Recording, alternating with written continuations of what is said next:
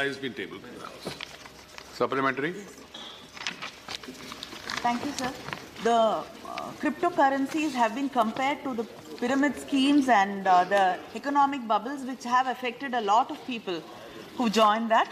So I'd like to know whether there are any consumer protection available to the people who are already using cryptocurrencies. I mean, some agency says that they will accept bitcoins. So what is the government planning to protect people?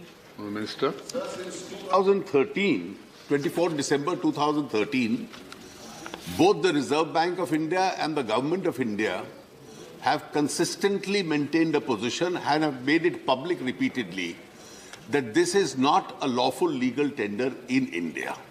And therefore, that protection is not available. It is operating online. That's a separate matter. There have been expert groups which have been set up how to deal with this situation, whose report is now awaited. But this is not a legal tender, and this is the clear position which has been set out even recently, as late as the 29th of December by the Government of India in its press release. So from 2013 to 2017, this has consistently been the position of both the central bank and the government. Second supplementary. Whether the government is aware of the threat of cryptocurrencies being used for illegal purposes, and I mean, it's been found that some terrorist groups are also finding it very convenient to use these bitcoins.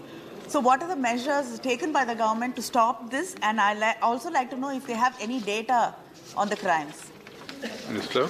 Sir, one of the features of cryptocurrency has been that there is a lack of dependence on the state, and that this functions with a certain amount of anonymity.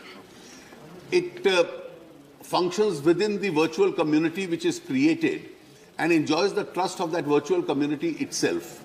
Now, it operates online through blogs, it operates through WhatsApp groups, etc. And there are several kinds of cryptocurrencies. In fact, there are all over the world 785 virtual currencies which are today in operation. And there are about 11 such exchanges which have been online identified in India.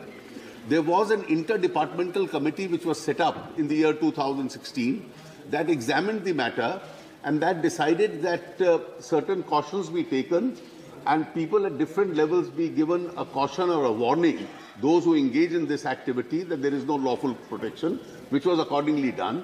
And now how in future it is to be dealt with in India, there is an expert group under the Secretary Department of Economic Affairs which is functioning, whose report is now awaited. Thank you. Sri Raju Chandrasekhar.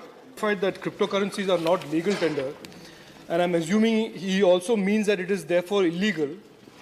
Would he consider an immediate direction to banks, credit cards, etc., while the committee is still doing its report, to prohibit purchases and transactions in cryptocurrencies with immediate effect? The government is awaiting the report of the expert group as to what are the steps to be taken.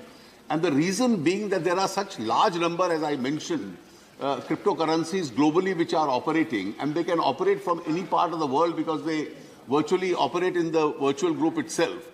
And therefore, rather than take any knee-jerk reactions immediately, we are awaiting for that report, and once that report comes, only then the measured steps which are to be taken in this regard will be taken. Sri Amar Singh.